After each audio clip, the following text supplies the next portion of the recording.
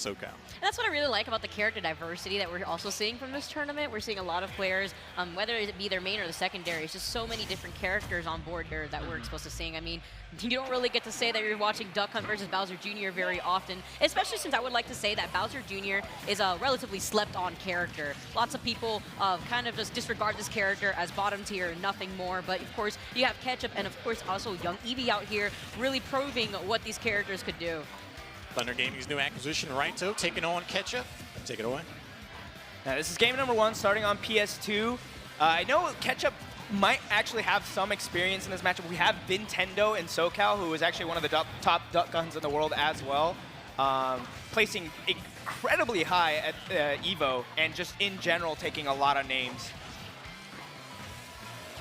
Yeah, I like how Raito's being really patient with the can here, trying to catch a jump with the up air. A very patient matchup that we're really going to expect, too. It's just because you see Ketchup not trying to overextend, also not trying to just hold forward, being very wary of the can at the same time. Can does go in the direction of whatever move that sends it in that way, and it will continuously keep going in that direction.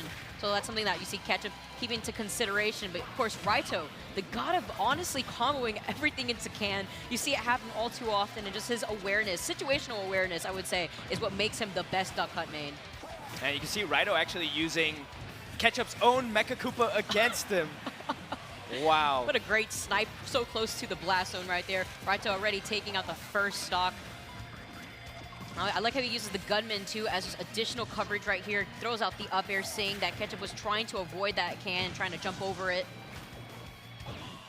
Okay, dropping the clown cart. The explosion from the clown cart is definitely very potent and would have taken the KO, but Raito just going right on over it. Yeah, Raito going for that high recovery instead, avoiding that cart.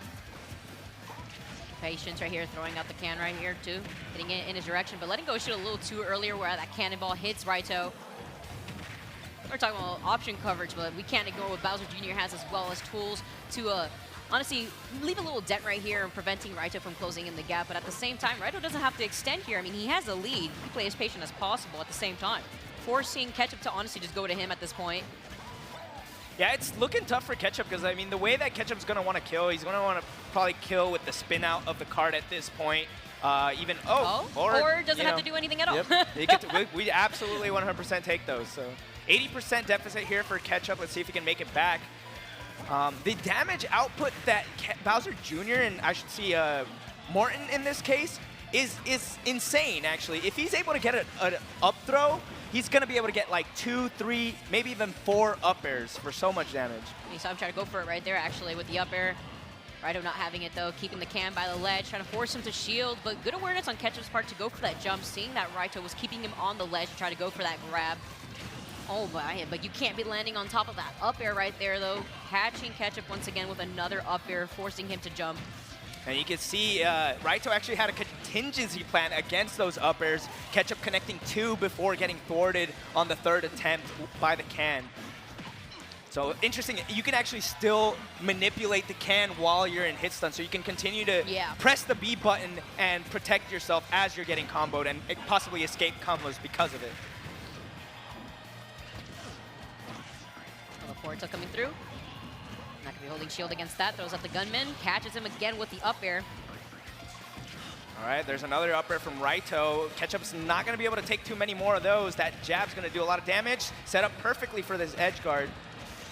I like the way he used the cannonball, actually, because it got rid of the can that was in the way and also continued to traverse towards the stage, or towards the lip of the stage.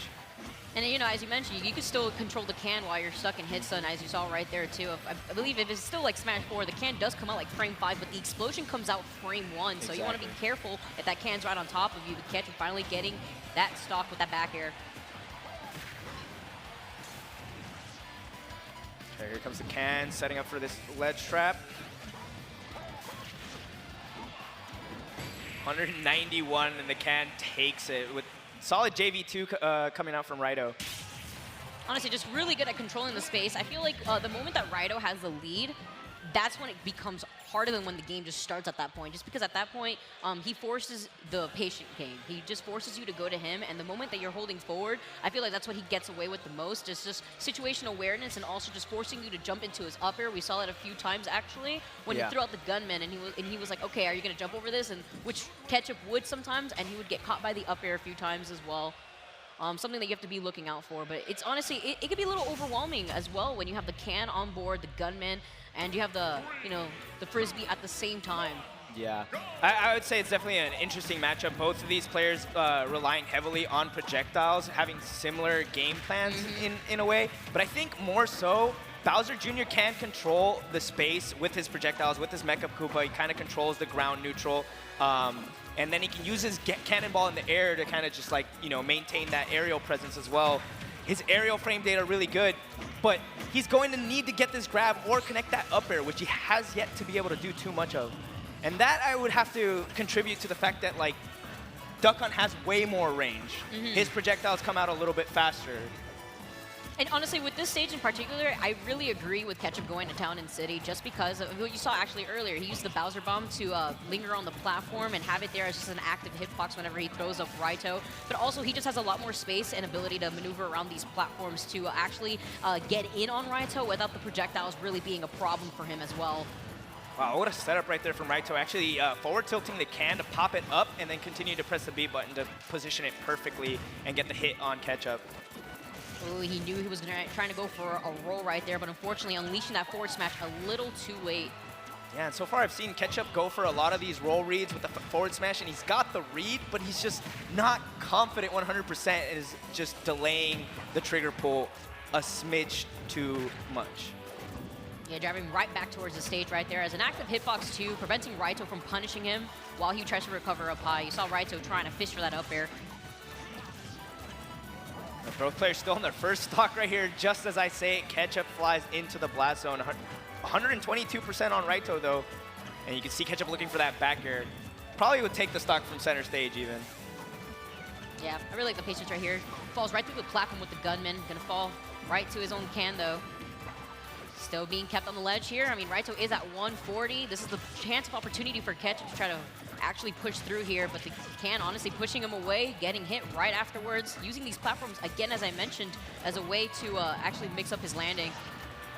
Right, he actually absolutely needed it. The way that Raito is playing, he's covering absolutely every single one of Ketchup's options. Even the times I've seen him go for the clown cart, on reaction, just Raito out of shield forward airs. And Junior is tall enough that he just gets hit by that. Yeah, that or he uses out of shield up air below the platforms as additional pressure because he knows that he wants to go for the platforms too.